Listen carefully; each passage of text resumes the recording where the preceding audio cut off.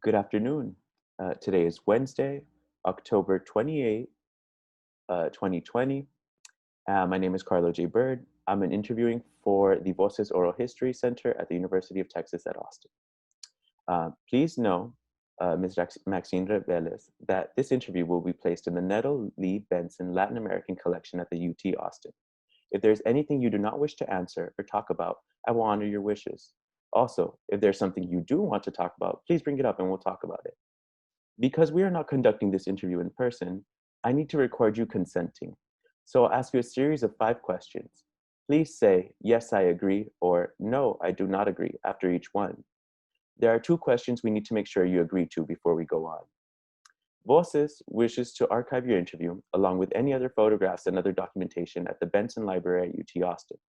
We will retain copyright of the interview and any other material you donate to Voces. Do you want to give Voces consent to archive your interview and your materials at the Benson Library? Yes. Awesome. Do you grant Voces copyright over the interview and any materials you provide? Yes. Do you agree to allow us to post this interview on the internet where it may be viewed by people around the world? Yes. Awesome. We have many questions in a pre-interview form that we have already filled out. We use that information from the pre-interview form to help in research. The entire form is kept in a secure Voces server. Before we send it to the Benson, we would have stripped out any contact information for yourself or family members, so that will not be part of your public file. Your public file will only be accessible at the Benson Library. Do you wish for us to share the rest of your interview in your public file available to researchers at the Benson? That's fine. Yes. Awesome. On occasion, Voces receives requests from journalists who wish to contact our interview subjects. We only deal with legitimate news outlets. Do you give consent for us to share your phone numbers or your email with journalists? Yes, that's fine. Awesome. Thank you so much, Maxine. That is the preamble. So we're going to move on forward to the questions. So today I'd like to start with a little bit about you. Could you tell me about yourself and your history? So I was born in Chicago. My grandfather did not go to school. My grandmother finished 2nd grade and then dropped out because they were raised to make money. Not school wasn't important. My mother went to 9th grade and dropped out.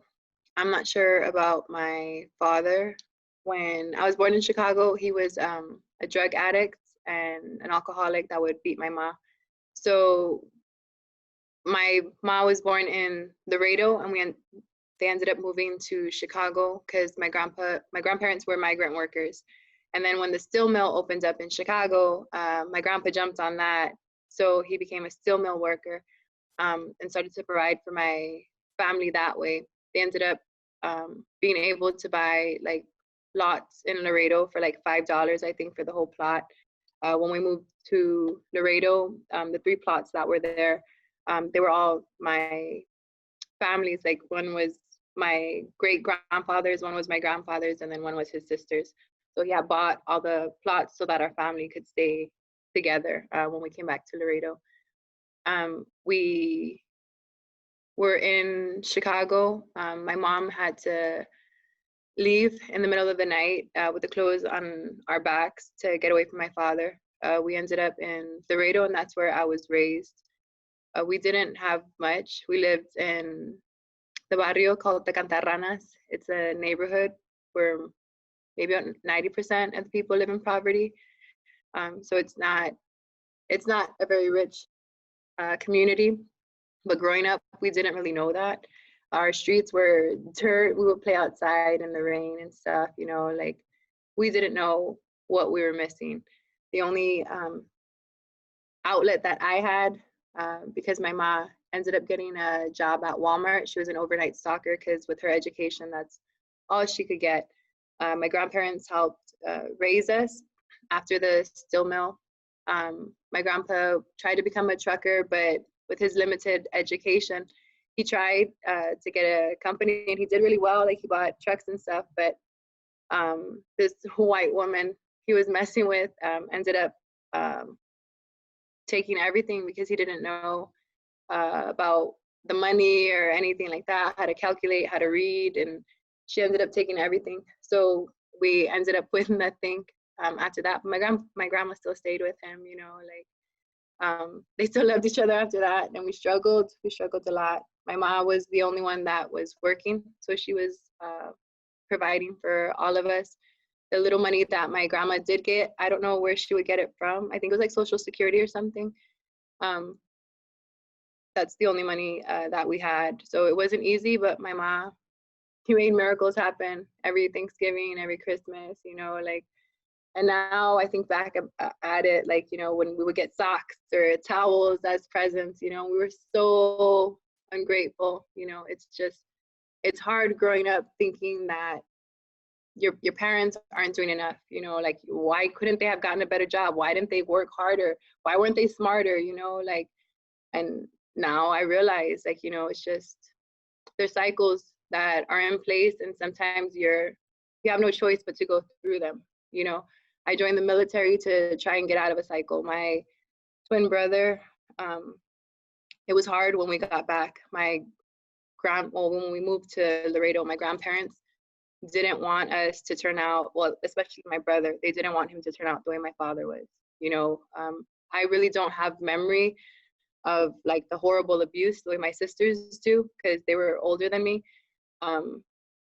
But I don't know if my brother ever remembered that. Like, it was something that we didn't talk about, you know, just like in most Mexican families, when something horrible happens, you know, they no se habla. Like, you know, nobody, you don't tell anybody outside the family. You don't go for help. You don't ask for anyone. You keep your head down, you keep your mouth shut, and you keep going.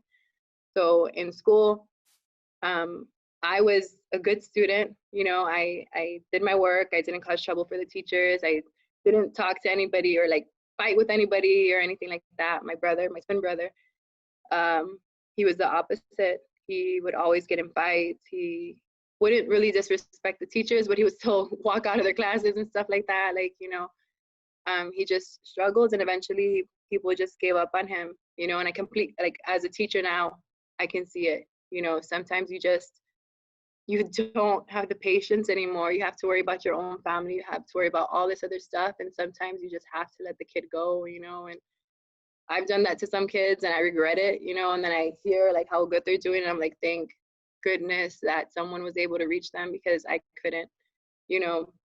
But like, my brother was struggling. So he ended up getting caught with, I think it was cocaine or something, on school campus with, he got caught with a councilman's daughter or something and some other people.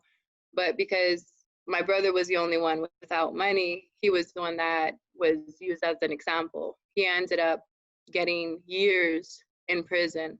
Nobody tried to help him because we weren't a known family. We didn't have money for a lawyer, you know, we got a public defender. He ended up getting lost in the system. My grandfather had to hire a lawyer, and they ended up finding him in Huntsville. They ended up sending my brother as a teenager to Huntsville with rapists and murderers and real men, you know, and he had to learn to survive in prison. You know, some of the stories that he would tell us it was horrible what he had to go through. And knowing that some of my students, you know, because they come from the same barrios, because they come from the same situations, they might end up like that. Like, I wanted to stop those cycles. I wanted to make a difference. And that's why I became a teacher. You know, I wasn't planning on staying in Laredo.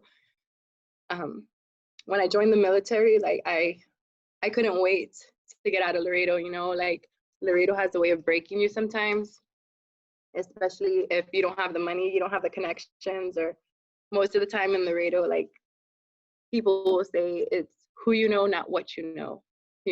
And after the military, when I came back, I tried to become a substitute teacher. And even then they told me I wasn't qualified, or, you know, like, 6 years in the military, you know, a bachelor's degree in web design and development, and I couldn't even become a substitute teacher. Like, so once again, one of my friends was the one that was able to get me an interview and vouch for me and stuff, and able to get me in. So I became a teacher. The first year I was working in a unit. that was the only opening that they would take me. The teacher that was there, Mr. Gonzalez, he was a vet also. So when he heard I was a vet, he kind of like, oh, she can handle these kids, you know. So he was like, yeah, he was one that gave me a chance in there. And it was different, you know. Those kids were tough kids, you know. They would cuss you out, you know, no problem, like. But it is what it is. And then I got a position at McDonald as a PE aide. Still not a teacher position, but I was moving up, you know, and I could wear shorts now and my basketball shorts and stuff. So I was good, you know. It was a step up for me. I ended up being my son's coach, you know, because he was going to that school at the time. And even then, like, I tried not to let my position help my son in any way, or like, you know what I mean? Like, because sometimes in different schools, in my opinion, if you're a teacher, your kid should be an example of what you expect other students to be. And at that time, like my son, like with all the stuff that had happened to my brother, my mom was just not handling it well. You know, she took it out on my son, and it was bad. Like my son was acting up, like I couldn't get through to him. I ended up writing him a referral. You know, I had told the vice principal, like, you know, just call his dad, you know. It just starts opening your eyes to all this stuff, you know, like life doesn't come with instructions, and it's so hard. Like once you pick a path, like you're going down that path, there's no turning back, you know. So I was too lenient on my kids because I didn't want them to go through what we went through. You know, my kids are different, like, you know, like as parents, we have to realize that, like, so that's why I'm a lot more open with my kids now. Like, you know, like I remember back in the day, if my mom would have just told me, look, I don't want you dating this person, I don't want you doing this because this is what I did and this is how I messed up, you know, using ourselves as an example. And sometimes that's all the kids need to hear. I didn't want anything to happen to my son, you know, but until we can look into ourselves and realize that we're the problem, that everything that's happened has taken a toll on us, you know, we won't be able to fix it. And until I could do that for myself, and even now, like being a teacher, when I first came to Kristen, the middle school, I started working with the troubled kids. You know, this was our middle school, the middle school that me and my brother went to, all my sisters, you know. And it was tough, you know. You start seeing the cycles. Now it's even harder because we can't see the kids, you know, and even telling them to turn their cameras on. Some of these students are literally in their restroom doing class, you know, and then we force them to turn the camera on, and now you could see their shower curtain who has like stains and stuff like that, and then they get laughed at. Or it's a struggle, you know. But teaching the kids, like, okay, first of all, you don't know what they're going through, you don't know what their situation is, you know. Like even here, when I would buy a pizza every single day, you know, and I would come to the class and kids already knew that I would always have extra pizza. So when the bell would ring, they would come running down the hall, Miss Reyes, you have pizza? Like, yes, guys, and you know. But some of them, like, you could tell that they were just hungry, you know. You report it, and then sometimes stuff gets done and sometimes it doesn't. But why can't there just be a system in place where we just help these kids? You know what I mean? Why can't there just be a club where these kids can just go and just talk about something? Why does it have to be a counselor? Like some of these kids, they come to me, you know, it's my mom doesn't love me and this and that. And, you know, I'm not a counselor, I'm not an expert, but all I tell them is like, look, when I was your age, I felt the same way. My mom didn't hug me. She didn't tell me she loved me. She wouldn't kiss me. She wouldn't say she was proud of me.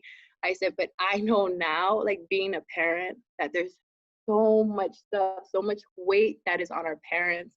And they're just trying and trying. And sometimes we get caught up in the world. And I guarantee you, if she lost you, she would be broken. She would be completely lost. Just take some time and tell her, Ma, look, I know you got so much stuff going on, you know, but I need you to know that I love you and I just don't feel it right now, you know. And that little thing, that it might take a couple of weeks, but by the end of that semester, that girl came to me and she told me, like, ma'am, my mom was like hugging me, you know, like, and it felt weird, but it felt good at the same time, like, you know. And it's those little things, like, we don't need this whole system. We don't need all this money, but we need some kind of understanding. And that's why I became a teacher, you know, and trying to work with these kids. I met Trish Cortez. You know, I started working with the kids that would get sent to Lara. Lara is a alternative school here in Laredo, Texas.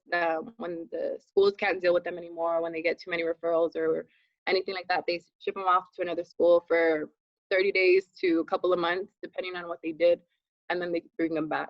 So when they bring them back, it's just like prison, you know, like you go to prison to try and get rehabilitated, you come out and you're supposed to be good. That's what is supposed to happen. But sometimes it just doesn't happen like that. And these kids come back and they come back angry and resentful and stuff like, and I was just trying to show them that, look, we all mess up. We all make mistakes. Just chill out and enjoy the freaking world, you know?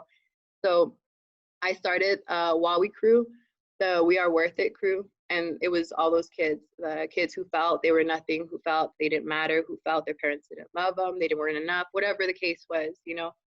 And Chichi Cortez told me, she was from the Rio Grande International Center. She told me that there was going to be an Earth Day contest. And so I asked them, you know, like, do you want to try and do this, you know? And so, oh, yeah, you know, so we entered it. We didn't know what was going to happen. We didn't know how many people were going to be there. But we ended up winning first place. And they ended up getting a tree planted in front of our school, you know, and that was a big thing for them. You know, they felt really, really happy. So I was happy with that. The next year I was going to have the WOWI crew again, and we had a different principal, and she said that I couldn't have it. She said there were other clubs and there were counselors that these kids could join that would get them the help that they wanted. So that for me was a slap in the face. I mean, if you have teachers willing to give their time to just listen and be an ear for these kids, like, why not, you know? But it is what it is. So I started the environmental club because I just, these kids need an outlet. Like, they need something to care about, you know, even if it's small. So I started the environmental club, and that year I had a sister of one of the girls that was in my WOWI crew. The next year I got her little sister. So, you know, they asked me, are we going to do it? Are we going to do it? Like the Earth Day contest? Yeah, we're going to do it. I said, I don't know if we're going to win, you know, but we ended up participating and we won another tree, you know. This time, you know, the kids were like really, really happy. We didn't have administration show up because they were like busy and stuff, you know, and then the kids kind of felt like, well, like we don't matter to them, you know. And the girl from Risk that was there, she was like, todos los que importan están aquí. Like the ones that matter are here. The ones that are important are here. So that little sentence, you know what I mean? Like gave those kids, oh yeah, you know what I mean? The look on their face, the pride, like, so it was just doing good for the kids, you know. And that's the way it started, like just with that stuff. And then the border wall, the border wall issue that the Trump administration is trying to build started to come up. So Trisha Cortez was part of that also, and she asked me, like, you know, is this something that you want to do? So I was really ignorant to a lot of things, like so many things. I had never been on the river. I'm 37 right now. I had never been on the river until last year, like, and that was because of Trisha Cortez again. You know, so I wanted to change that. I wanted to learn more. I wanted to see what I was missing and stuff. So I became a member of the No Border Wall Coalition, you know, and we started looking at what was going on. I started realizing all of the stuff that the government was doing, all the laws that they were waiving here. Like, it was just insane, you know. And then from that, like, just being in the military, when I got out, it wasn't something I was proud of, you know. Like, everything that happened there, when you grow up keeping your head down, not talking back to authority, not questioning authority, not having that spine to protect yourself, it's not good. And especially being a female in the military, I wanted nothing to do with it at that point, you know. But with the No Border Wall Coalition, I ended up meeting some veterans that had been in like the Vietnam War and the Korean War and different kinds of wars, you know, and stuff like that. And they started talking about, you know, all the stuff that they had been through, why they were in it, why they still had that pride, that love, that joy, like everything. And it reminded me, you know, like I should still have that pride, you know, no matter what happened, like that stuff might have happened, but it made me the strongest person I have ever been. You know, it didn't kill me. I'm still here. And now I can use that to help somebody else. You start seeing the red flags in people, you know, once you get over your insecurities, once you get over the hurt, the fear, the demons that haunt you, like you start seeing it in other people and you can start helping them and you can start really making a difference. So with the veterans, that's what happened. We started the Vets United to Stop the Wall, you know, and for me, that was like, whenever I would see the flag, people were just so vile with it, you know, they used it to blanket their hate and their fear and all that stuff, you know, just those vets were able to open my eyes again. You know, when I moved to Laredo, I wasn't Mexican enough. You know, when I joined the military, I wasn't American enough. And, you know, everyone tries to put you in a box, you know, like everyone, if you're Catholic, you're this. If you're Christian, you're that. If you're Black, you're this. If you're Mexican, you're that. If you're Asian, you're this. Like, and people need to realize there's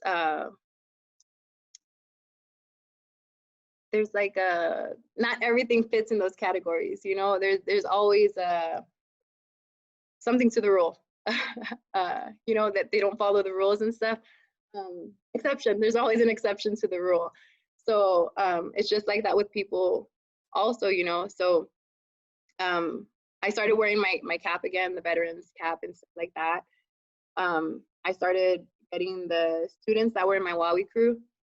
Those students, I reached out to them and was like, hey, you know, we're doing this. Are you interested? And they're like, well, what's going on? You know, why are they doing that? And I said, hey, like, we're canvassing, you know, like, come out and check it out. Like, we're going to go to the Azteca neighborhood. The Azteca neighborhood here in Laredo is one of the poorest and the oldest in Laredo. So I would think that they would protect that barrio more than anything in Laredo. But when the Trump train had came, they went through that barrio shouting, built the wall. And those people, what little they have, they're going to lose. So some of the girls that were in the WOWI crew, that's the barrio that was the first one that they went to go canvass. And when we went there, they just have like all these different birds that you don't see anywhere else in Laredo, you know. And where they were going to build the wall at, there's still houses there. So these girls were like, but ma'am, like, there's still houses here, you know, like, how are they going to build the wall? I said, that's why we're here. Like, we're letting these people know, like, look, the government is saying the contracts have been awarded, but you're still in the path. So here we are to help you. You know, we have lawyers that can help you and stuff like that. And once the girls realized that, like, that the contracts were already awarded, that these houses are going to go, the next day we went to Santa Rita in one of the parks. That whole park, a beautiful park, is going to be gone. We went to San Ignacio, the butterfly and bird sanctuary, that's going to be gone. So it's just all this stuff that they started seeing, and it started opening up their eyes, you know, like, had we known that when we were their age, would we be in this situation right now? You know, that started opening my eyes, like, okay, like, this is, we can fix stuff now, you know what I mean? Like, I see what was broken, I see where we messed up, like, yeah, we're gonna fix this. We're gonna, and that's just the way it's continued, you know, like, even right now, like, we're still trying, I'm trying to open up Matthew's Sanctuary, and that's gonna be, in my mind, that's a place where, like, the students can go, the teenagers, whatever. On one side, it'll have, like, I had a bad day, or I need to talk, or, you know, if you're in that room, you know, that little space, playing music or whatever, if you're sitting on one of those tables, we know that you need some help. We know that you need a bad day, and someone can just go talk to you. That way you don't have to ask for anything. You got homies in there that can help you, you know, like, little snack bar on the side, little pool table on the side, you know, like, that's my vision. You know, that's what I want to do. Like, just because we've been through something horrible doesn't mean that we need to stay bitter and do it to other people, or I figured it out, so you figure it out. Like, you know, sometimes we can't figure it out. Sometimes we don't have that help. And that's all I'm trying to do is change it. You know, I just don't want any other kids or parents to go through what my parent went through, or what I went through as a kid. Very, very powerful. I'm very moved by your story. I think it's such a well conducted history, because you really tackle, you know, that these institutions, you know, they intertwine with our Latinidad, and you know, they impact us, and we have to navigate them. Yeah. And I really appreciate you sharing that history. And I wanted to ask, when was this canvassing, just so we get some more detail in there? Well, we went to San Ignacio Saturday, and we went to, oh, my Cantarranas, the Barrio Cantarranas Sunday. So the weekend before that, we were in Santa Rita and the Azteca. Awesome, awesome. Thank you for sharing that. And I guess with this in mind, I want to get into Laredo, because you know, Laredo is what shaped your experiences, shaped your Latinidad, and you know, and how you move forward in these issues. And I want to ask, you know, what's your perspective on the border town? How would you describe it? Um, for me, like, it's not what people think. You know, like, people hear border town like, oh, scary. But like, for me, maybe because where I was born at, I was born in front of the train tracks, right? So when I was younger, I didn't know anything about illegal immigrants. I didn't know people could be illegal. Like, what do you mean illegal? They're freaking humans, you know? So we would see them jumping off the train, you know, like, and it would be like 20, 30 of them. Sometimes it would just be 10, you know, but sometimes there were a lot, and they were just jumping off the train. And I remember the first time I seen them, they were, the people were jumping off. There was like maybe 13, 12, and two were like coming towards our house, and one of them was telling the other guy like, no, no, no, let's go, let's go. And he was like, no, no, no. He was coming with his empty jug towards my grandfather. My grandfather looked at me and he told me in Spanish, you know, go ask your grandma to make them tacos. So I ran inside. I was like, grandma, grandma, grandma, grandma told me for you to make the guy tacos. And she goes, what guy? And she looks outside. She's like, chingada madre, Jose. And I was like, why is she getting mad? And she still made the tacos, you know what I mean? And I was like, why is she like? So I went, I took him the tacos. He had refilled the jug and everything, and he was giving him directions or something. And then they ended up leaving, you know. And like I didn't know until like a couple of years ago, or because you don't ever think about this stuff, you know, like it doesn't ever come up. So when I was telling my mom, I was like, yeah, you know, I remember this and that. And she goes, you know why your grandma got mad though, right? And I was like, no, why? And she goes, because it was illegal to help them. And I was like, what? And she was like, yeah, if they would have gotten caught, they would have gotten fined. Like, you know, so that's the mentality that I have of a border town and these immigrants. Like, you know what I mean?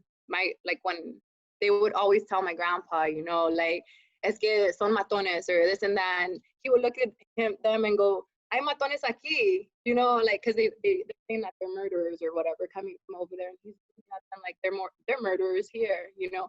And some of these people, like, legit only want to send money back to their families, you know. When I was taking the Greyhound from Fort Worth to Laredo when I was in the military, you know, I met some people who would tell me how, like, before they were legal and able to ride a bus, they would have to walk like 500 miles, like 500 miles, like just to provide for their family, you know. And these people don't deserve an opportunity. Like, I don't know, like, I was where we were raised at, you know, everyone helped everyone. You know, once the older people, the older generation started to die, that's kind of when the disrespect and the lack of compassion and all that started to happen. You know, and I don't know if it's like that for every family or every culture, but if we get back to that, I think it would be good. But a border town, like, we depend on our water, you know, and it might not be like that for every other city. You know, they might have other resources for water, other sources of water. But a border town is strong in culture, you know, strong in pride. And once we learn that we can speak up and it'll be okay. I think we'll be a lot better. Awesome. Yeah. Thank you for sharing. And bringing up where you grew up, how would you compare that area to the rest of Laredo? Um, it's pretty poor, I think. And you don't, like I said, like when most of the time we never left Laredo. Like for our vacations, it was Laredo, like in our house, riding our bikes or going up the montes when they were trying to build houses, all the dirt that they had, like that was our fun. So I really don't, when I got into the military and like they were asking me, about Laredo and stuff, and I would tell them, they're like, damn, Rebellis, like you're poor. And I was like, what do you mean I'm poor? Like, what? And because like I would tell them, how like sometimes we only had water outside in the manguera, the hose, so that's where we would take our baths, like with our sports bras and stuff like that. Like, and our cousins were making fun of us, like it was just normal to us, you don't really think about anything else. We didn't go anywhere else, so we didn't really ever question it. It's just the way we grew up. And would you say that this is a common experience in Laredo to this day? I think so. Like even some of the students that I talk to, you know what I mean, that have never even left Laredo. They just, this is all they know. This is the only experience that they have. Yeah, I mean, being that the place is so small, and yet, would you feel that it's divided? Because I'm gonna bring up a little bit of my background, but I grew up in the North Side, and these experiences, I only heard of them through people like you or through my mother or my grandmother, and so I want to see how that divide appears to you in your perspective between like the North and like the Southwest and on. Yeah, like I think it's still happening even now. Like when we go, like if you look at the schools even, you know what I mean, like sometimes on the west side all the grass is cut, but on the north side, or not cut, but on the north side and south side it's all cut. You know what I mean? Hold on.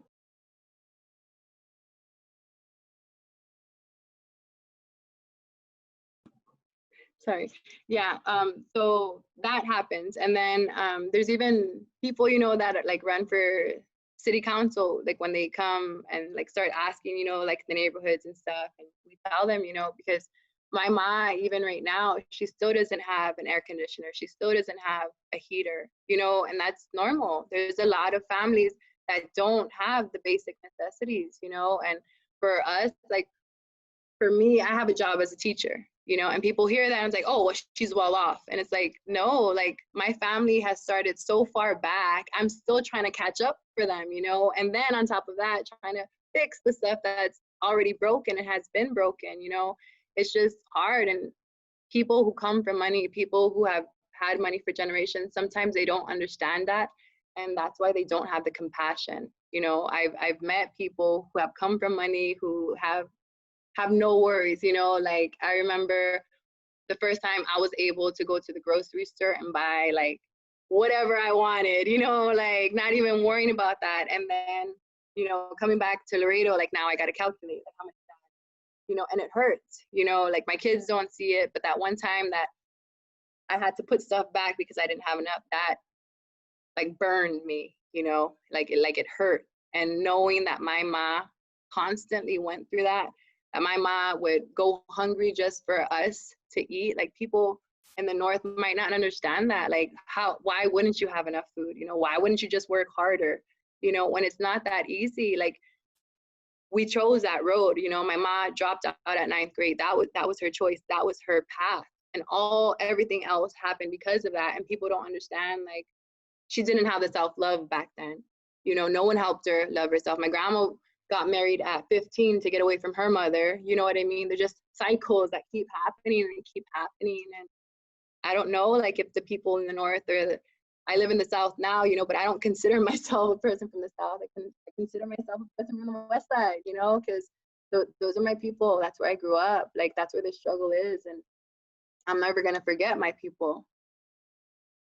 Yeah, no, very, very well said. And with that in mind, it's telling, would you say that, people who lived along like the actual like border experience this more commonly than like, the further you get from it? thinking more like, I guess, from like west to like the east and north?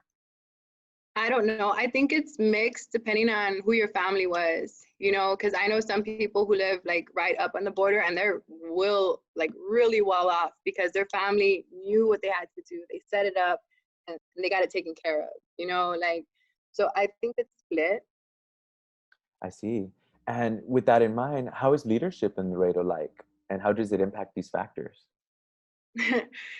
um, there's a lot of corruption in Laredo.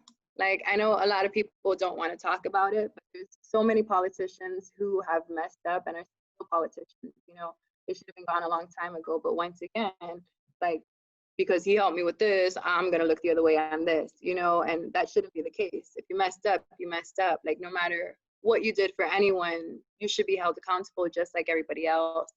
And in Laredo, it's not always that case. Like right now, on the west side for District 8, I know there's a fight for it, but the person that's in charge, in my opinion, should have been gone a long time ago. They know he doesn't live in the district and all that stuff, and it's corrupt. Just like even with my brother, like the stuff that happened. You read in the paper about all these families going through the same thing. There's no justice because the son was the son of a cop, or different stuff like that. Like, there's so much corruption, and I don't see an easy way to fix it. I don't see an easy way to get out of it, or like we need our youth to learn and to step up and to do better.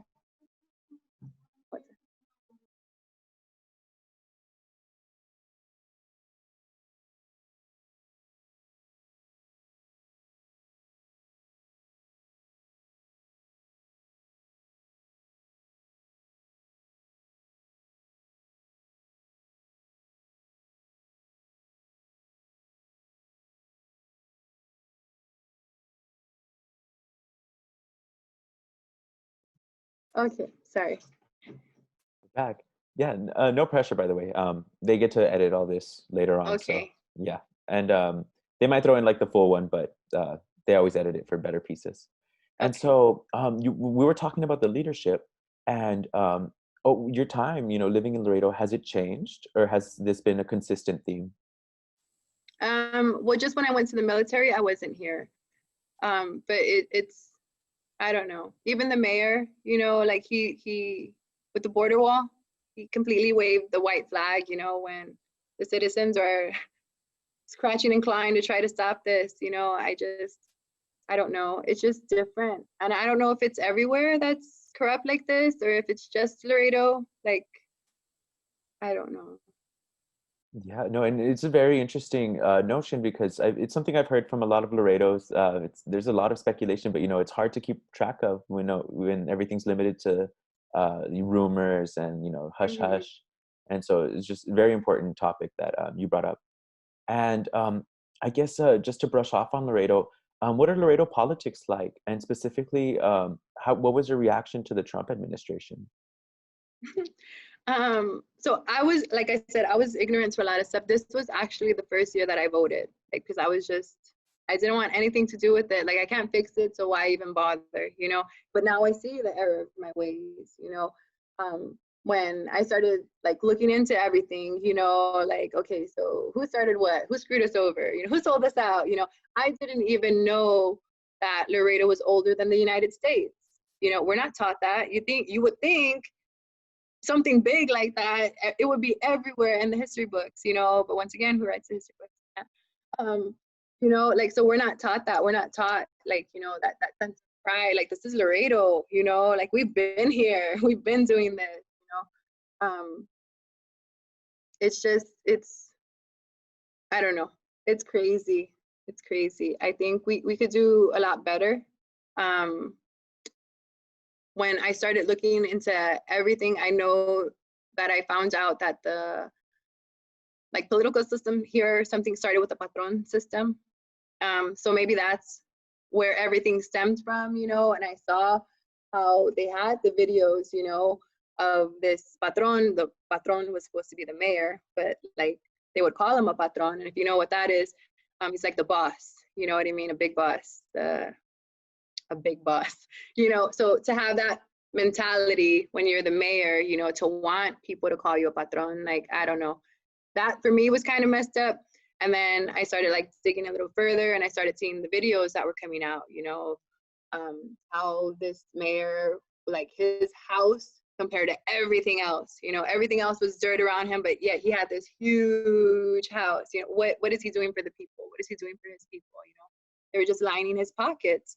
And I think everyone that came after him kind of, you know, I don't know the ins and outs of everybody, but I think that's where it stems from. Like people, they had nothing for so long. They keep trying to step on people to get up. People want to see you do good, but not better than them, you know. And I think that's the mentality that we need to change, you know. And that's what I'm trying to change, you know. No matter how pretty you are, how funny, how rich, how there's always going to be someone one step ahead of you or a higher level than you, or you know what I mean. So what does all the materialistic things in the world mean if we have no water to survive, you know, if we have no oxygen to survive because we're cutting everything down? Like it's insane. Yeah, no, these politics are much more serious than, you know, a little partisan issue. They're the livelihood of the people in Mhm. Laredo. And it's very important that you brought it up. And I guess to tie it in more to the present, how is Laredo handling COVID, in your opinion? It's pretty good compared to, well, in my opinion, compared to most cities or the ones that I see. When everyone else was trying to open up, I think our city was one of the ones that stayed closed. They had a curfew. Also, you know, they tried to fine us, like I think it was like 2,000 or something for doing that. They tried it, but you know, people started complaining and it didn't work. And they, I forget who, someone had gotten their hands in there and like reversed it, and it was just a whole mess. But it's not as bad as it was. You know, I know a couple of people that have gotten COVID, and that's kind of scary, you know, because some of them didn't even have symptoms. You know, they just got tested because they had like a sore throat or something, and they had strep, and then they ended up having COVID also. So I think we're doing better than most cities. Yeah, no, definitely an important perspective. And um, how has the pandemic affected your career? And like, how have you been navigating that, you know, through quarantine and such? Yeah. Right now we're back in school because I'm a teacher, so it wasn't face to face for my students. But some students, the way it's set up, they come to school. They're not in my classes, but we still go to the class to stay with them, to watch them and stuff like that.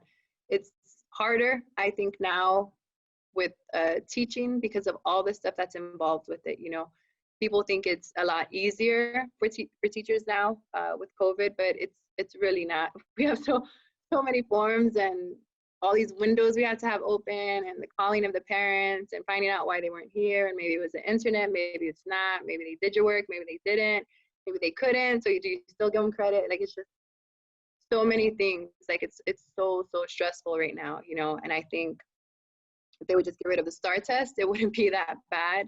I think everything, all the frustrations that the teachers are having, the students are having, like it's coming from that test. All these meetings that we're having, all these different things that we're trying to learn is to teach these kids how to pass the test. And during a time like this, we should be focusing on helping them understand that it's going to be okay, you know, teaching them compassion, understanding, you know, building up that self-esteem. Right now, with everything that we have to teach them, we don't have time, you know, and then their cameras aren't on, the whole thing again, trying to force them to turn it on, trying to force them not to turn it on. Like, you try to talk to them, sometimes they answer, sometimes they don't. You can't really see them. So as a teacher, you don't, when they're in class, you know, you can see them when they're down, or, you know, usually they're happy and now something's wrong. Like, and now you can't really do that. Some of these kids, you know, they turn their mics on because I'm like, hello, can you hear me? Can you hear me? You know, so they turn their mics on. You can hear their parents like cussing them out. Like, you know, like it's just, it's a hard time, like as a teacher and as a student, you know, you don't know what's going on in their situation, you don't know what's going on in their home life. You know, if they're stuck in that, that's all they have. You know, as a teacher, you're still have all this pressure on you to get these numbers, to get these tests, to get these kids to pass. And some of these kids just don't have the energy to care about passing a test. They don't want to do it, you know, and yet we're giving them these tests and these tests. and they do whatever on it, and we're supposed to use that data to create something else to help them pass the next one. And it's not that they're dumb or they don't know how to do it, they just don't want to because they have other stuff going on. So I think like COVID has screwed it up that way. You know, it's made it difficult in that sense for teachers and students. Yeah, no, it's definitely a clash in realities. You know, you have, as you said, like the STAR test to be focused on, yet, you know, their parents may be worrying about, you know, even their meal for the day. And Mm-hmm. if that's going to be a thing, you know, and so it's definitely a very stark contrast for a lot of households. And thank you for sharing that. I feel it's very important to this research. And when did you first learn about COVID? What was what did those events look like? I think I heard about it when it was coming from China. You know, I heard that it was like a bat or something, and I was like, oh, like it'll be all right. Like, no pasa nada.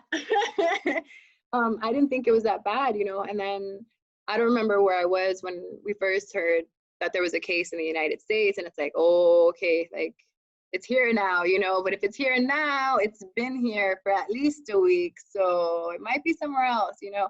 But it's still not in Texas. It's still not in Texas, you know. So we used to keep going and keep going, and it's in Texas, but it's not in Laredo. It's not in Laredo. Just no one goes out of the city anyway. Like, you know what I mean? Like, and then it was in Laredo, but it was like on the north or the south somewhere. No one in the west side goes anywhere. It's okay. It's okay. We're safe, you know. And then like it's spreading everywhere, you know. And people have it, and people are just dying, you know.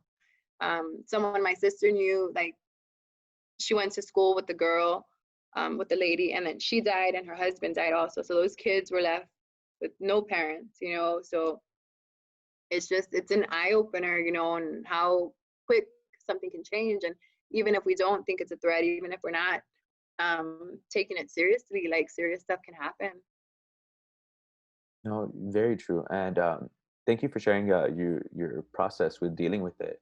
And Mhm. throughout all that, how have you been keeping yourself sane to manage, you know, quarantine and, you know, all these issues hitting you all at once? Yeah, it's been a struggle. My kids haven't really gone anywhere. I tried to take them canvassing and stuff, but they're not really into that stuff. They just don't see it. They don't get it. But I took them to like paint a mural. That's been keeping me pretty sane. It's the monarch mural. It's like the different stages of the monarch and stuff. So we've been doing that.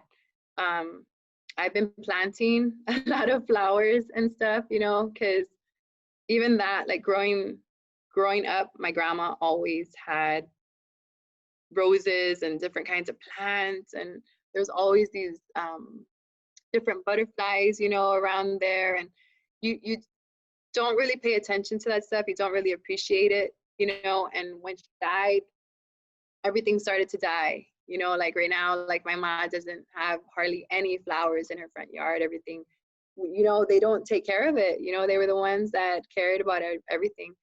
Um, so that's what I started to do, was like, you know what, like I'm tired of everything dying. Like I'm tired of all the ugly. I want something pretty, you know. So I started planting, and that really helped me. Like seeing all the different critters, all the different little bugs. I have these little frogs that'll jump inside the pots, you know, and hide there at night or in the day, and then come out at night and eat and stuff, and then go back right back in. You know, that stuff. It's simple and boring to some people, but for me, like it's exactly right.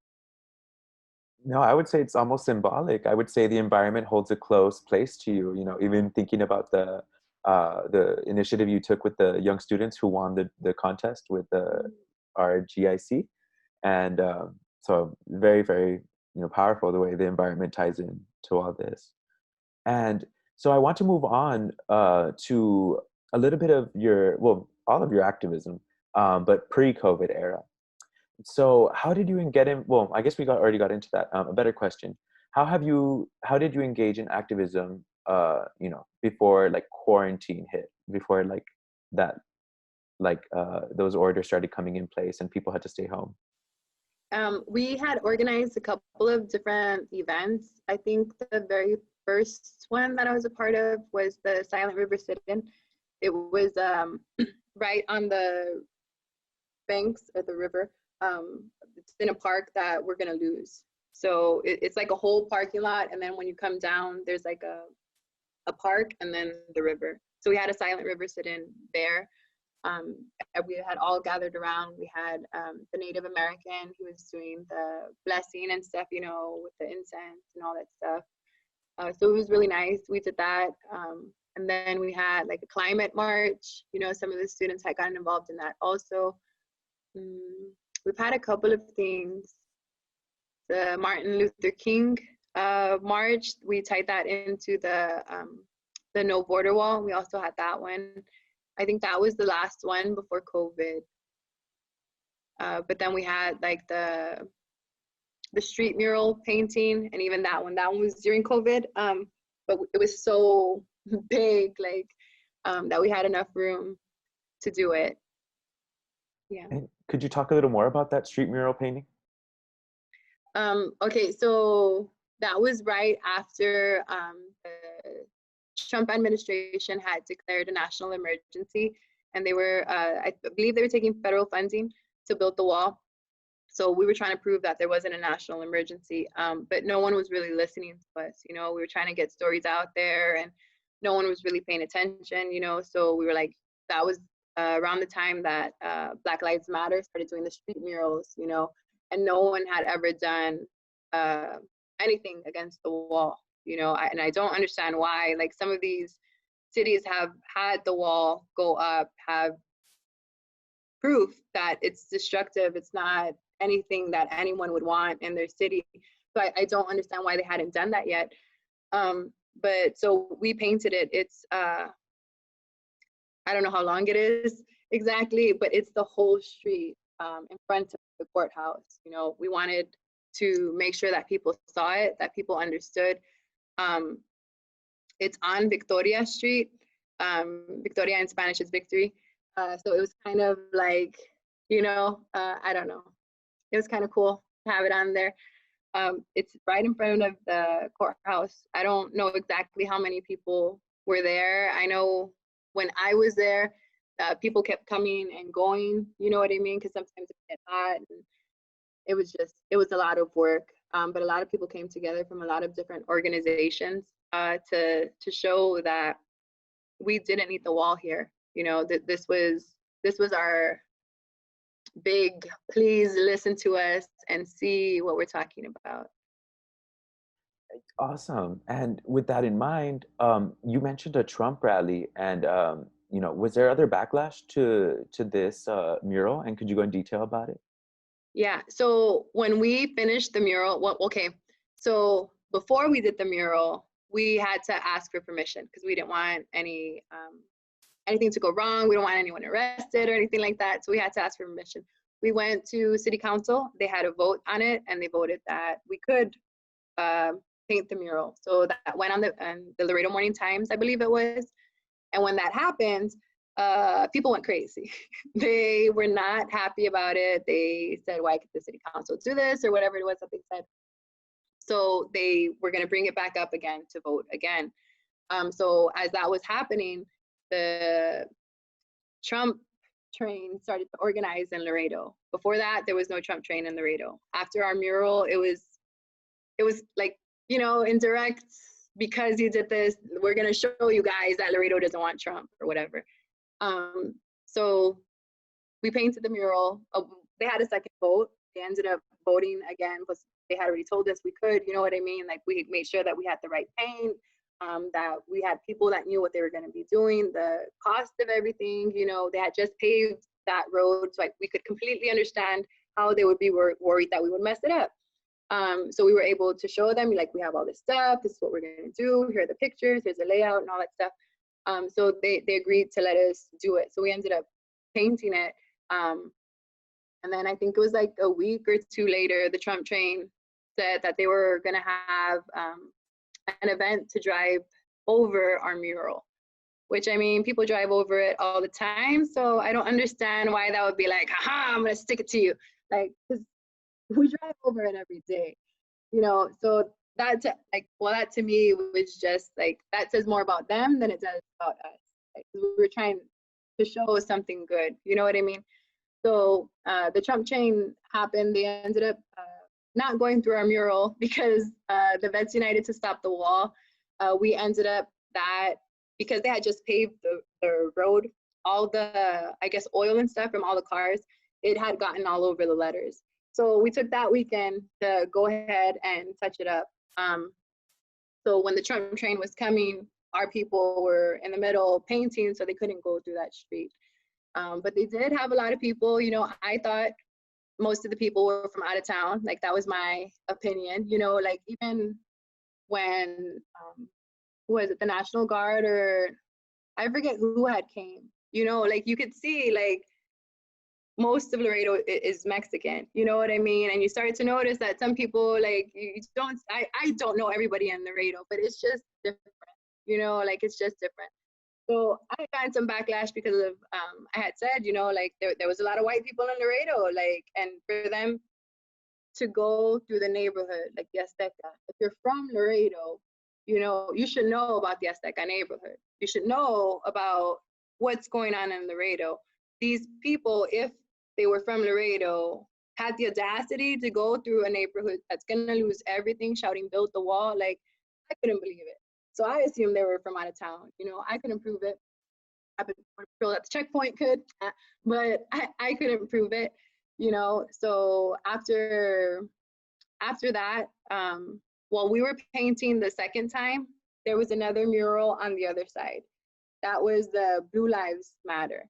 There was no uproar about that. There was no, like, huge vote on that. There was no, like, who's paying for this, who's doing, like, nothing, you know. And that, to me, showed once again, like, what it's really about. It's not about the fact that you're worried about our permit or what paint we're using or who's painting it, or it's the fact that it's going against the wall. Like, that's the only, like, our mural is still there, you know, still good to go. The Blue Lives Matter is a couple of days after it was painted, paint started peeling, like, you know what I mean? Like, it looks terrible, you know, and that just, it goes to show, like, I don't understand, like, how Laredo could do that. And then after we did that, like, a couple of weeks later, I think the Trump train again was like, now we're gonna go through Victoria, you know. So I don't know how many people showed up. It wasn't a huge story. It was like everyone was already tired of it, you know. So I don't know how many people showed up, but we did end up driving over it.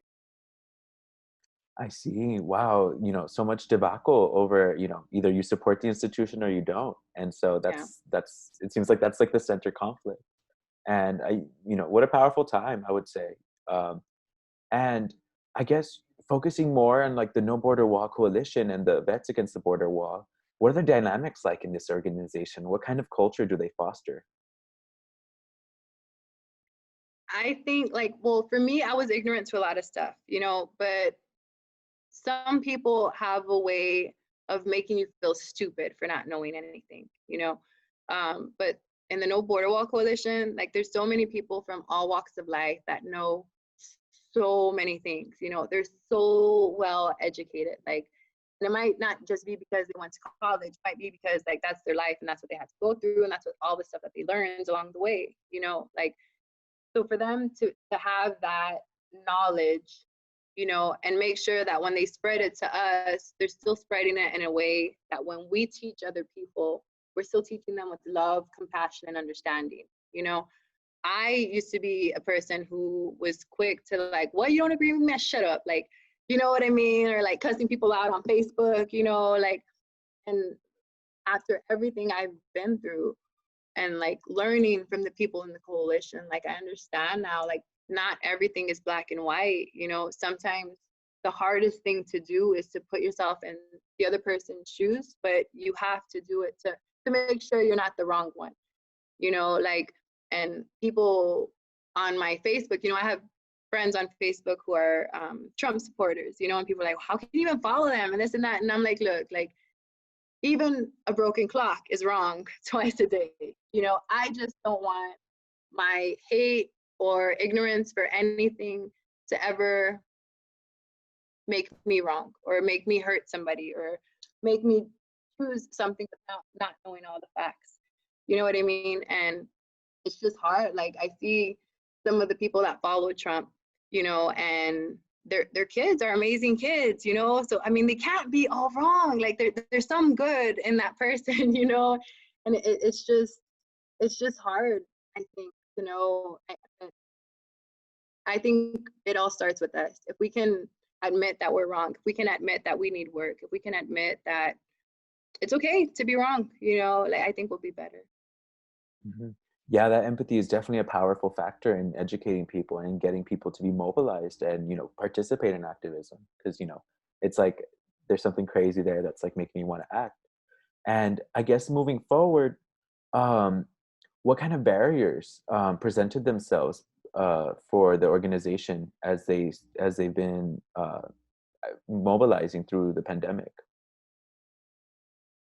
There's a different stuff. I know, like for us, we have some cases that are in court right now. You know, some of the landowners are suing the government for trying to take their property and stuff like that. Um, when the mayor chose not to stand with us, I think that threw kind of a wrench in our plans, but not really. Like it was more of a slap in the face because we would have had his back, you know, and he couldn't stand with his people. Um, but I think people are starting to wake up. You know, I think the coalition has helped people understand, you know, and the way they spread the information, they let you know you're wrong, but they still make you feel you're right. You know, it's not your fault you didn't know. It's okay, I got you. Like, you know, the way they talk to you, the way they show us to have compassion for everyone. You know, I think more people need that. I agree. And to get a little more consensus on the wall, what does the wall symbolize for you? um, Hate, destruction, racism. I mean, they waived 27 laws here in Laredo alone. The Clean Water Act, the Clean Air Act, the Solid Waste Disposal Act, the Endangered Species Act, so many other ones, you know. But why, like, if you can't protect us from the heat and the cold, you know, stuff that like my mom would love to get some help with, you know, you're not protecting us from stuff we need protection from. And now you're going to take away the only protections we have to protect us from something that you think we need protection from. Like it makes no sense. And the contract here in Laredo alone are $1 billion. You know, $1 billion just for Laredo alone. Contracts have been awarded. They do not have the land. You know, they have waived our rights since May. Since May, we've had no rights for our water or our air. You know, and no one is talking about that. No one's putting that out there. You know, and our people need to know that, and that's what the coalition is doing. Yeah, that's not common knowledge. Have you been approached by any publications in Laredo to cover that? There's been like the border report, sometimes LMT, but even that, like here in Laredo, when we tell people, you know, like it's $1 billion, see, you know, see, like, you know, it's no big deal. Like some of the people in the Azteca, you know, when I'm telling them, you know, in Spanish that the government is gonna try to take their lands, you know, and if they come, like not to sign, and we have lawyers, like, oh, okay, gracias, gracias. Like, you know, it's no big deal. And then you have some like, what? Like, what do you mean? I'm like, you know, this whole park is going to be gone, but like, why? And I was like, well, because they're going to build the wall. They need at least 150 feet, you know. But in most of the places here in Laredo, they're on floodplains. The one that's going by the bridge, that is a huge floodplain. And when it floods, it can flood sometimes like damn near that bridge, you know, that whole place gets flooded. So they're not taking that into consideration because once again, they're supposed to be worried more about our protection than anything else. Like, so that, like, it's $1 billion just to build it. So let's just say we give them their billion, well, they already got their $1 billion. They do whatever they want. They built this wall. How much money of our tax money is going to have to be paid to keep that wall up? Because in the National Butterfly Center, I don't know if you know or not, the Fisher Industries is the same contractor that went to the National Butterfly Center and Arizona. And then I don't know what's going on in Arizona, but in the National Butterfly Center in the valley, it keeps eroding, and they keep just putting gravel and more sand, and it keeps like it's idiotic. There's like a hole, and they built the whole wall, and there's like a hole where the Border Patrol have to now sit. So what was the point in building the wall? Like, here in Laredo, if they built the wall and it floods, if the water like is stopped from coming this way, it's gonna flood Nuevo Laredo. So everyone in Nuevo Laredo could potentially be gone. Like not gone, but they can lose a lot of stuff if it's not their homes. So how long is that wall gonna stand? $1 billion for what? It makes no sense. All these parks that they want to build the wall in, they are in floodplains. Like in San Ignacio alone, it goes down, and I have a video of where the guy is telling us, it floods all the way up there. And all the way up there is like all the way up there, like it's insane. They aren't listening to the people who have lived here for years, that we have pictures where at least in my lifetime, it's flooded horribly twice, and where they want to build the wall on the west side, that's a floodplain too. And that place floods. When I was in the military, I remember people kept trying to go down there to get like people's stuff out because it flooded so bad. Like, and that's where they want to put the wall. Like, it makes no sense. It seems like a chaos on all ends, environmental and for the people living there. And you brought up Nuevo Laredo, and I think that's really important. How are they involved with the No Border Wall Coalition? I haven't seen any members. Like right now with all the stuff that's going on over there, like I don't think they're, it's hard to find people, especially like when I don't live there and I don't have any connections, people that are interested in doing this work, like, that are worried about the river and worried about that stuff, because people here, when they find out, like, they say Mexico's dumping stuff in our water, and then they're like, oh, well, how come the No Border Wall Coalition isn't focused on that, and I'm like, okay, but you guys know we don't have any protections for our water. Like, if we can't protect our water, how am I going to tell another country to do it?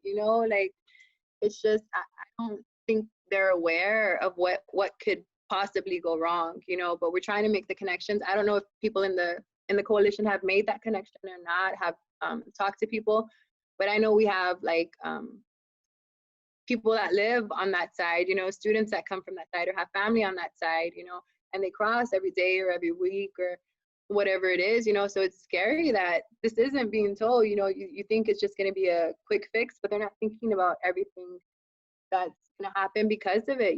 Like if all this stuff along the river they're taking off, how is that going to affect the ecosystem?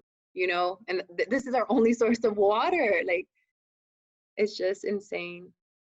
No, I agree. A very it's multifaceted chaos, as you're saying. Like, it's a way of life for people being in between the sister cities, and the wall isn't making it easier for anybody on all ends. And with that in mind, I wanted to ask a little more about an initiative you brought up during the pre-interview, on a more lighthearted note. Rock the Border, Stop the Wall. Could you talk about that one a little bit? Yes. So Raquel de Anda, her father's Ricardo de Anda. I don't know if you know who he is or not. I'm all blushing because like I didn't know who they were, but my mom, like when she heard Raquel de Anda, like she was what did she say? Like, let me see. Because I had told her I was gonna be part of this thing that Raquel was part of the Chingona Fest, and she's like, oh, okay, and this and that, but I had called her Rocky. So then when I was playing the thing for her, she was like, oh, is that Raquel de Anda? It's la hija de Anda, like she was all excited. So she was actually the one that organized the whole Rock the Border thing. That was 2,000 miles across the country of different bands that were playing. I don't remember all of their names, but I know the Black Pumas were there, the Cafeteras, so many other people. And it was great. I think the first night that it came out, I think we had like 148 views, and people were just talking about, because, being in Laredo, I thought, that we were like fighting hard, but like no one was really listening or people really didn't understand, or maybe we were the only ones that understood, like we have to fight tooth and nail, or like the National Butterfly Center, all the other ones that we would see here and there, fighting, and they came up with the idea, to bring it all together and to use music to bring these people together, and Rocky pulled it off. Like, she did amazing. I remember getting like emails at like 3 o'clock in the morning. I wouldn't see them at 3 o'clock in the morning, but when I would wake up, it was at 3 o'clock in the morning, all that effort that you put into it, all the people that work so hard to put it together, it was insane, and then to hear the different musicians, talk about the struggles that we're going through, to realize that they're in a different part of the country, but they're still against this wall too. They understand that it's insane. It's so unnecessary. It's so racist. So such a waste of money. Like they opened my eyes to that, and I think when I saw the concert, like it opened my eyes to like, wow, like we have a real chance to stop this thing, like we're not alone. We are not alone. People are with us, like, or we're with them, I don't know who started it, but now we're together, so we're gonna get this done, and that was a big relief, big, with everything going on, and sometimes like the court cases going back and forth and all this stuff, losing and winning and losing and winning, it was just weight that was lifted. You know what I mean? Like, it might not be over yet, but it was that little relief, like we're not alone and we still got more to do, and now we got people that can help us. Yeah, wow. I was actually snooping through the Facebook earlier, and it was fascinating, how many people, viewed, and the amount of people who participated to perform. It's the power of unity is just impacting. And with that in mind, how have the goals shifted for the No Border Wall Coalition? What is the goal?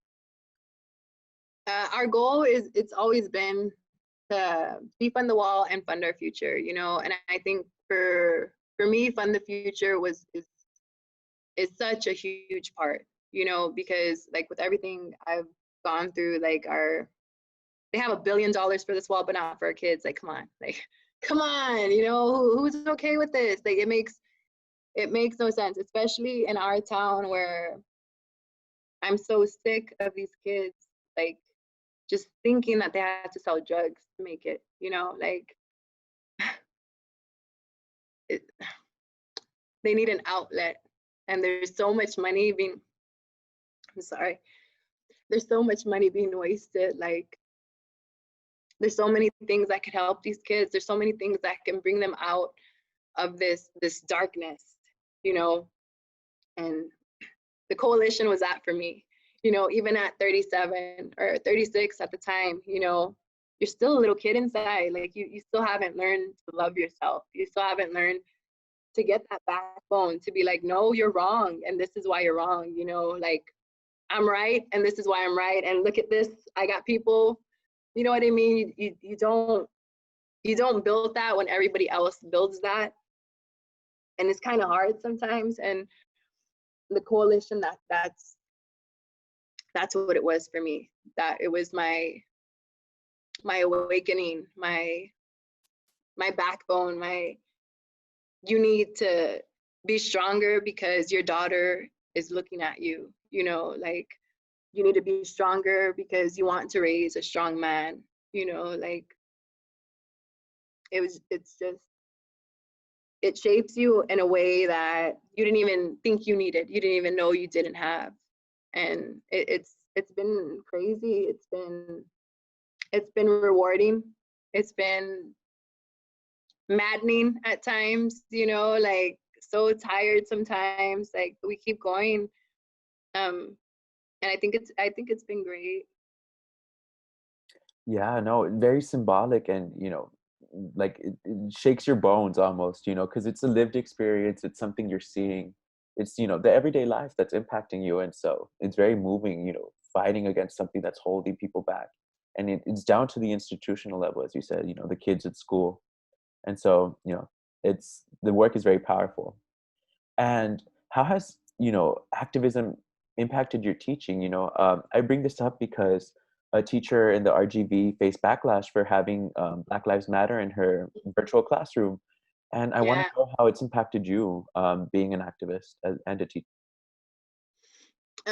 It's kind of hard to find the line, you know what I mean? Because as a teacher, you can't really speak out against the star, you know, you can't do it. You can't. I tried to take the kids kayaking one time, you know, I paid for 6 of them to go, and then the principal said I couldn't take them. Like, even though it was a public event, even though their parents were going to go and sign the waivers, they didn't want the liability.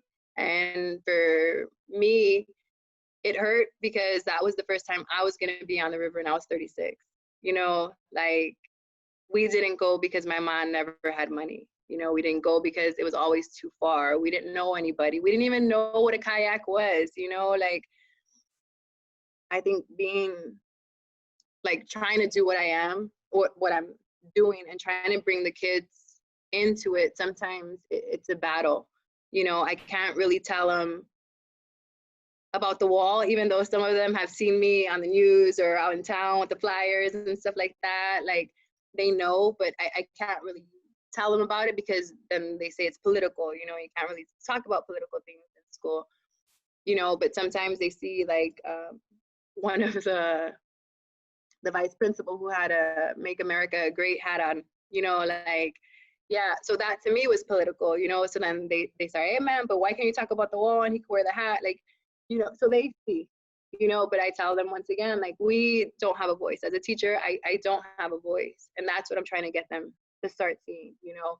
Even in our lessons, they don't correct me because I'm their teacher, you know. And I hate that. I hate it, you know, because I know what that did to me. I know that the cycles I was thrown into because I didn't question, because I didn't stop them, because I didn't say no, like, you know, just because they were an authority figure. So with my students, or like with all this activism, like, you know, I want to instill that in them. I want to instill that power in them. So I always tell them, you know, like, just because I wrote it this way, like, doesn't mean that's the only way to write it. Or just because I thought this way doesn't mean you're wrong. Like, we all have different perspectives, you know, like. And so now, like, they say, "Ma'am, like, I don't think that's right," you know. And I'll be looking at it and I'll say, "Oh, that's right, you're right," you know. Or like creating the different sentences, or they want to create it just like me. I'm like, no, like, you know. Or like, even for testing, some of them have accommodations. They're supposed to get like calculators or something. And some, like, one time I forgot, and one student was the only one that was like, "Mr. Develis, you know, I'm supposed to have a calculator." And I was like, no. I was like, if you're supposed to have one, they would have given it to you, you know. And all of the other students didn't say anything, but he was like, well, can you double check, because I think I'm supposed to have a calculator. So I was like, okay, hold on. So I went and checked, and sure enough, him and 2 other students were supposed to have a calculator, you know. But that little moment right there opened my eyes to, like, how scared these kids were just to tell a teacher they needed a calculator, you know, like. And like, activism, I think that's what it gives you. It gives you that power, not to, like, even if it's a little thing like a calculator, it's gonna give you the cojones to speak up, you know, like, you're gonna tell them what is wrong, what you need, and what you deserve, you know. And I think being able to have that in me is making it easier to pass on to these students. Yeah, no, that's definitely, a lesson that grounds people in a new reality.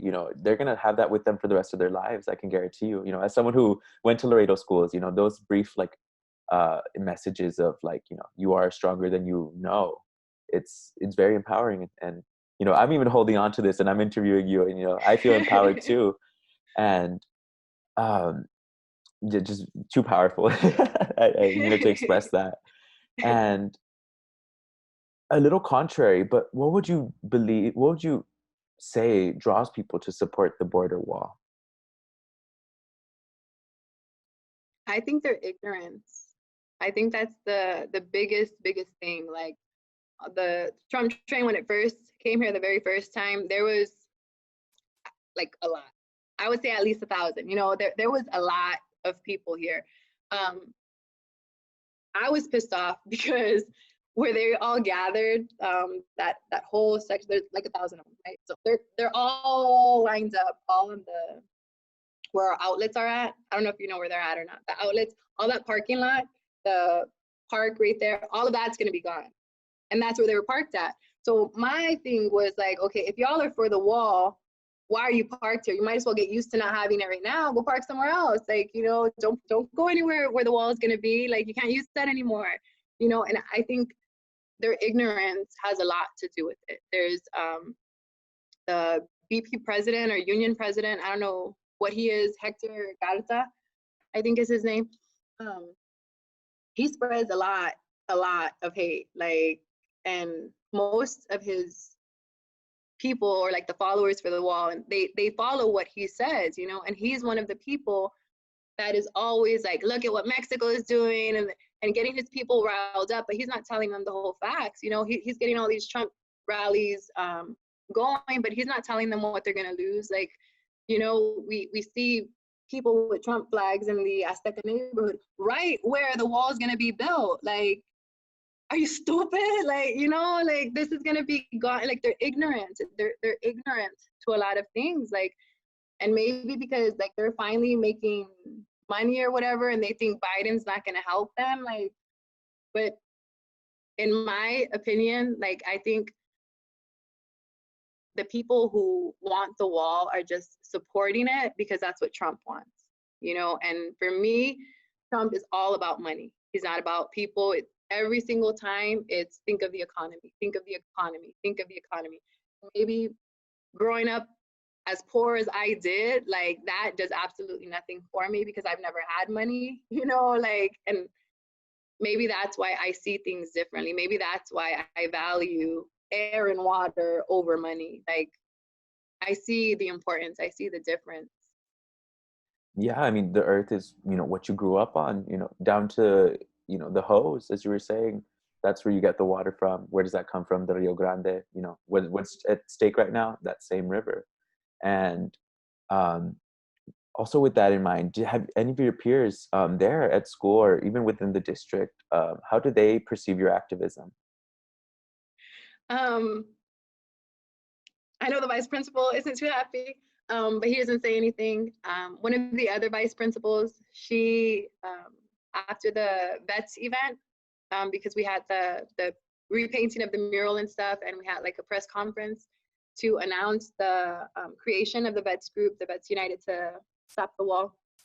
So I guess she saw that. I don't know where she saw it at or um, anything, but I guess we were just passing in the hall, you know, she was like, oh, and good thing with the vets thing, Miss Rebellis, you know, that was it. Yeah, I had another teacher who was like, hey, I seen you with the vets thing, like, good job. But that's about it. One of the custodians was actually a lot happier, you know, like, and even with the students, like, see, like, even with that, like, custodians here, like, don't get enough credit. You know, everyone thinks because they're custodians, like, people shouldn't care about them. But these people, I mean, the stuff we go through is nothing compared to what they go through on a daily basis. The way the kids treat them, the way the teachers treat them, the way administration treats them sometimes, you know, because they don't make enough money, you know. And if we valued people by who they are and not what they have, like, I think that would be better, you know. But it's just, I don't know. It's crazy. No, you're right about that. The custodians, like, it's a whole nother topic, but it plays into this too.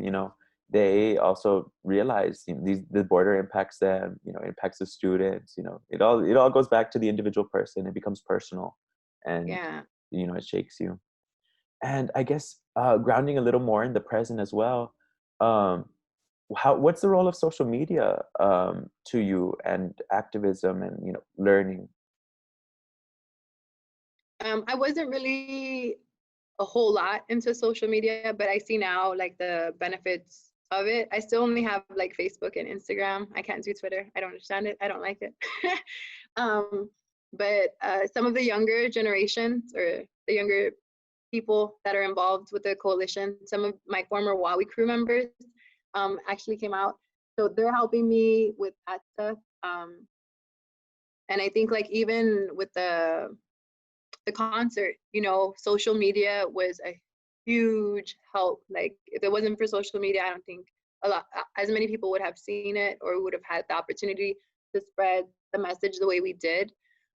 So it creates a lot of stuff. Some of the Native American tribes, the Lakota tribe, they're going through a lot of stuff also. If it wasn't for social media, we wouldn't be aware of that. I think it's Odom, the Odom tribe, they're also going through horrible stuff. They were being arrested for trying to stop the border wall. They're in their section, they were trying to stop it because the amount of water that the government was taking to build to make the cement was putting a strain on their water. Like, and they're calling it genocide. Like these Native Americans have already lost everything. The government already screwed them over how many times? Like, and now they're screaming for us to help them, and still people are like, but we need the wall. Like it's insane. So I think if it wasn't for social media, we wouldn't have as big a knowledge, for as much knowledge as we have now. Yeah, it's definitely, helped a lot of connections, especially like in the pandemic. We're not meeting in person anymore. And so that spread of information has been more vital than ever. And I guess to conclude, I wanted to ask once about Indigenous people. Are they involved in Laredo, and are they present in Laredo to join this activism, or that you've come across, or so on? Yes, we have some Jose Diaz de Leon.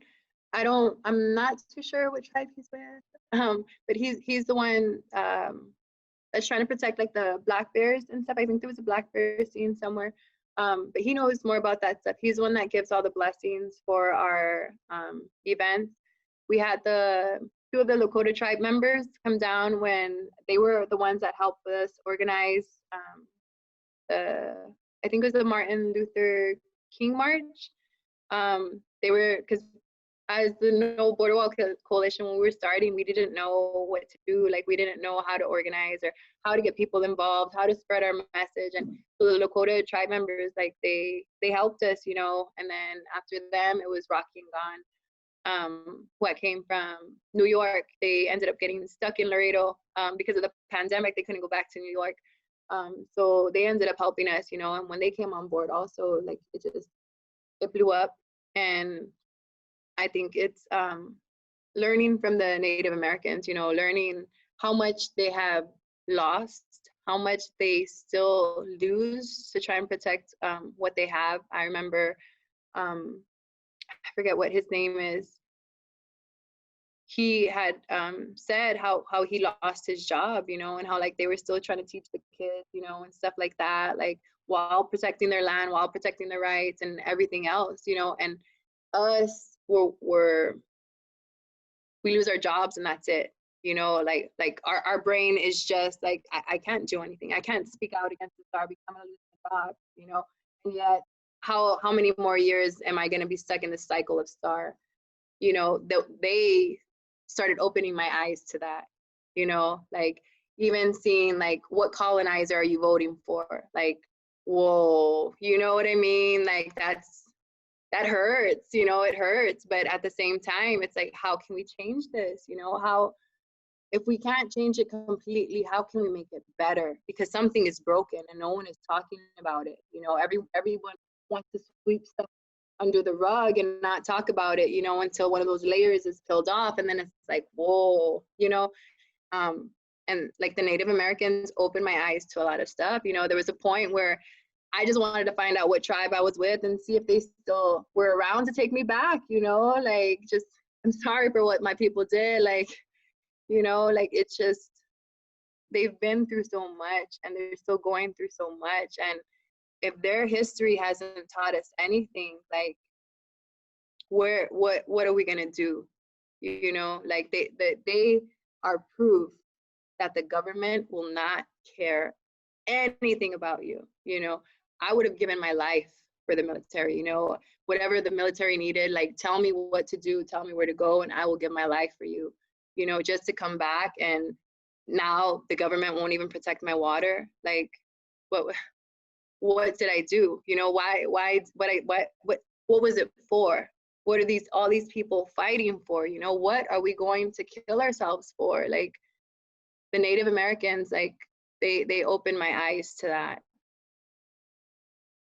Very powerful. It's been a test of will, and grounded in the first humans and what they've passed on, and what our institutions have just done and done and done, and it just seems like it's not going anywhere. Yeah. And that's why these stories, like your perspective, is so important.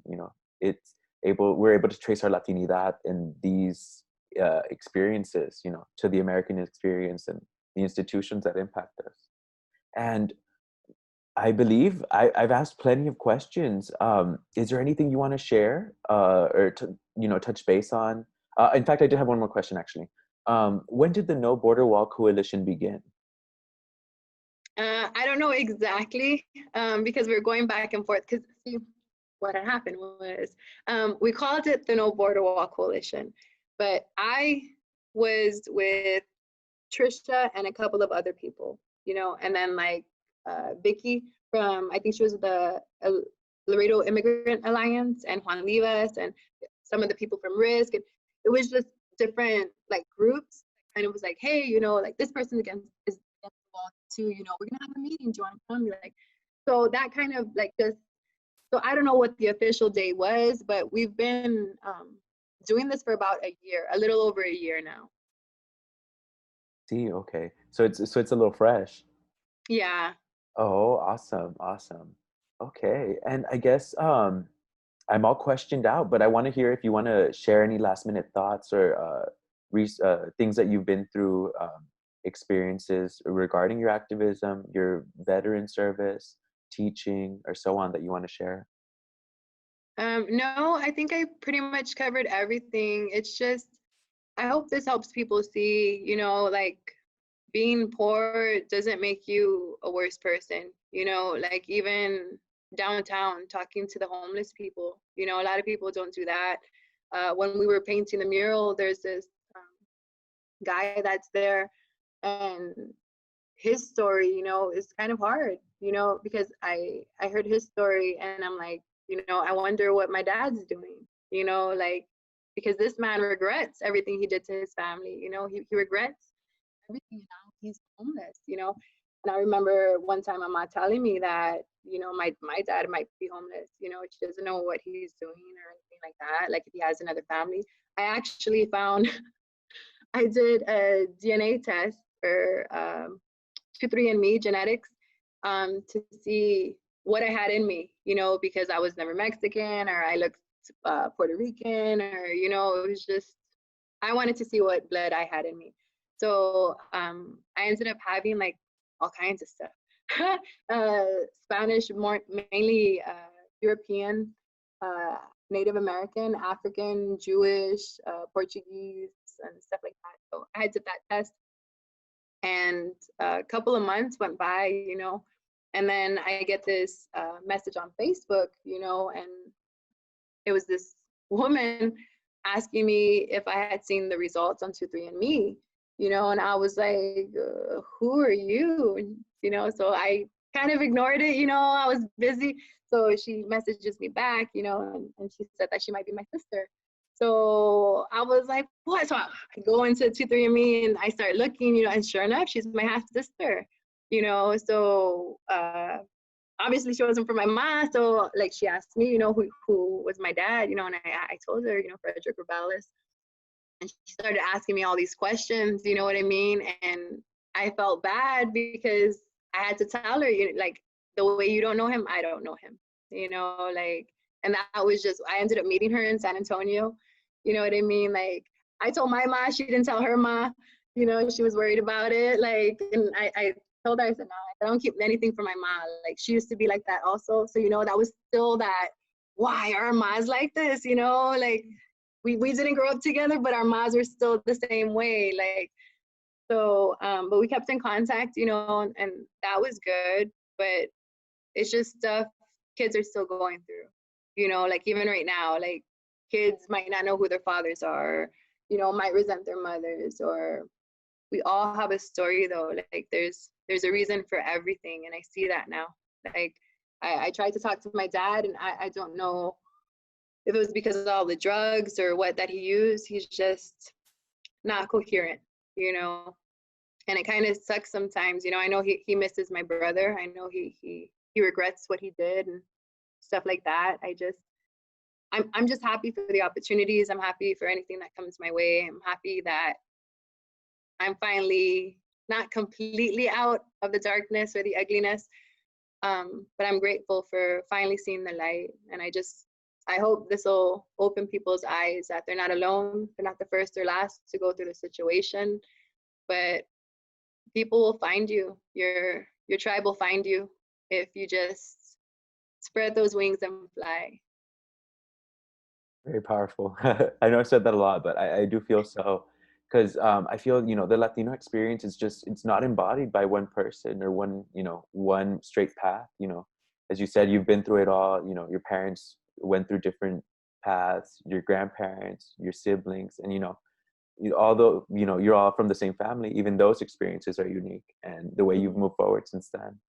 And so I really appreciate you talking with me during these moments. I'm going to go ahead and stop the recording.